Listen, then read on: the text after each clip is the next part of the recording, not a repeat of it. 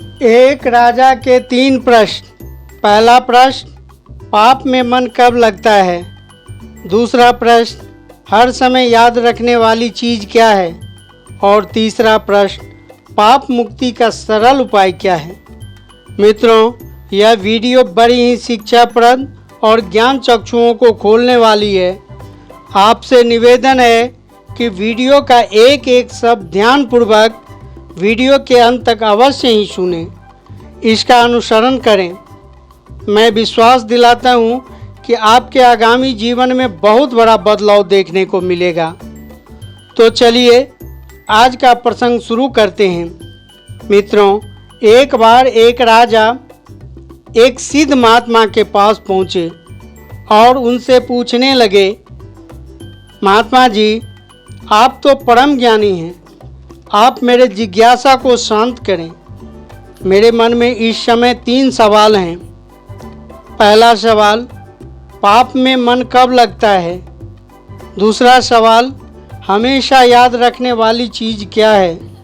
और तीसरा सवाल है, पाप मुक्ति का सरल उपाय क्या है। राजा के प्रश्न सुनकर महात्मा जी शांत हो गए, क्योंकि प्रश्न बहुत ही विचित्र और महत्वपूर्ण थे।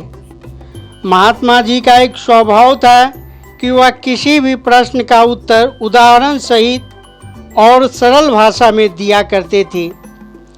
राजा के प्रश्नों का समाधान वे उन्हीं के द्वारा देना चाहते थे, इसलिए वे काफ़ी देर तक शांत भाव से सोचते रहे। फिर उन्होंने अपने चेहरे का भाव दुखी जैसे बना लिया। राजा ने महात्मा जी को दुखी देखकर पूछा, महात्मन, आपके चेहरे का भाव बताता है कि आप किसी गहरे दुख या चिंता में हैं। क्या कारण है। महात्मा जी बोले, राजन, मैं इसलिए उदास हूँ कि जो बात मैं कहने वाला हूँ वह आपके लिए अच्छी खबर नहीं है। यह सुनकर राजा भी गहरी सोच में पड़ गया कि ऐसी क्या बात है जो महात्मा जी को व्यथित कर रही है, और यह कहकर मुझे भी चिंता में डाल दिया है।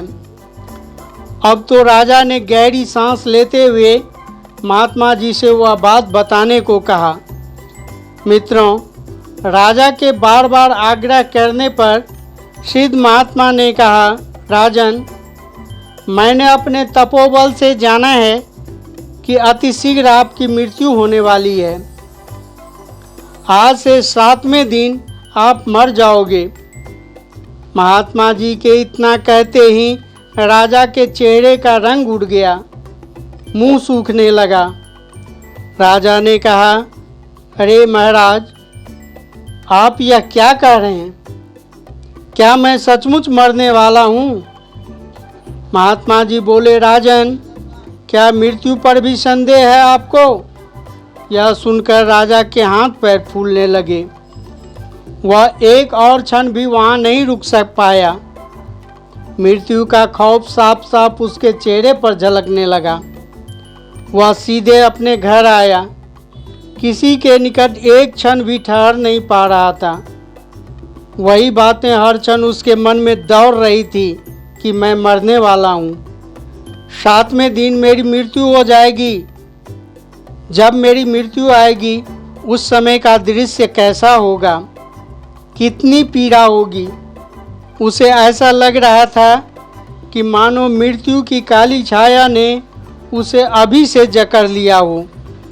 वह बार बार कल्पनाओं में बह रहा था कि जब लोग मरते हैं तब उन्हें कैसा महसूस होता है। अब तो उसका दिमाग जरूरी कामों की तरफ भाग रहा था कि कौन सा जरूरी काम सबसे ज़्यादा ज़रूरी है जिसे मैं मरने से पहले ही निपटा लूँ। अब तो वह जल्दी जल्दी ज़रूरी कामों को निपटाने में लग गया।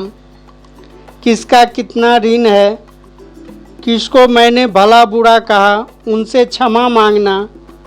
फिर अपने परिवार के बारे में सोचता कि मेरे न होने पर ये कैसे अपनी जीविका चलाएंगे।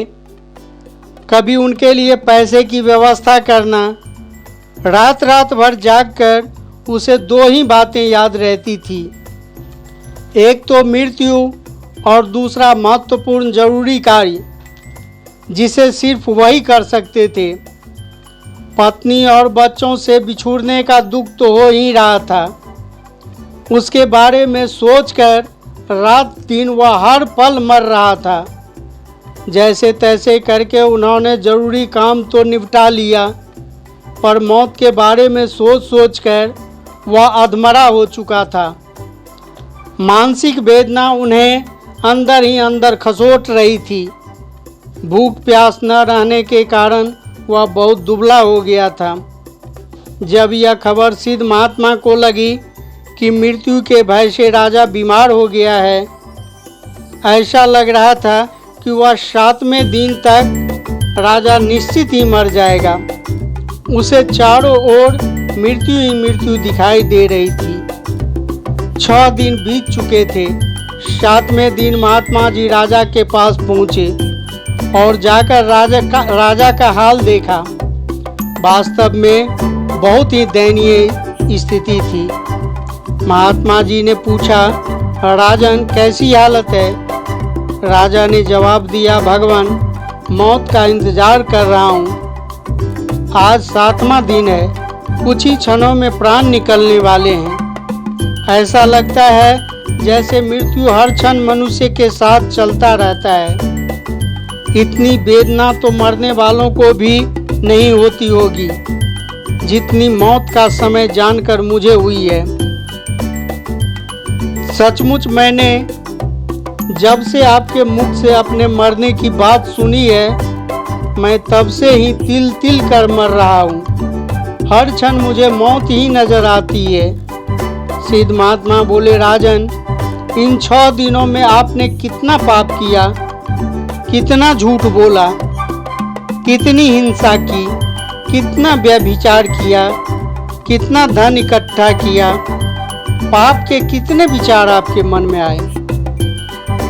दुखी स्वर में राजा ने जवाब दिया, हे महात्मन, यदि सच कहूँ तो इन 6 दिनों में पाप के विचार मन में लाने की फुर्सत ही न मिली। इन गिने चुने समय में हर समय मौत आंखों के सामने खड़ी रही, न मालूम कब मुझे उठा ले जाए। इसी मौत के भय से दोषयुक्त कार्यों के विषय में सोचने की फुर्सत ही नहीं मिली। न झूठ बोलने का वक्त मिला, न कपटपूर्ण आचरण की इच्छा हुई। हिंसा और व्यभिचार के बारे में तो मन में ख्याल ही नहीं आया। धन माया में तो कोई रुचि ही न रही। भोजनों में भी कोई स्वाद का पता ही नहीं चला। 7 दिन का जीवन यही सोचकर धन माया से आसक्ति खत्म हो गई। जो काम अधिक आवश्यक थे उन्हीं कामों को जैसे तैसे किया है। पाप की ओर तो मन तब भागता है जब हमारे पास व्यर्थ का समय होता है, बहुत सा पैसा पास होता है और मौत का ध्यान नहीं होता। अब तो बहुत जरूरी कार्यों पर ही ध्यान जाता है।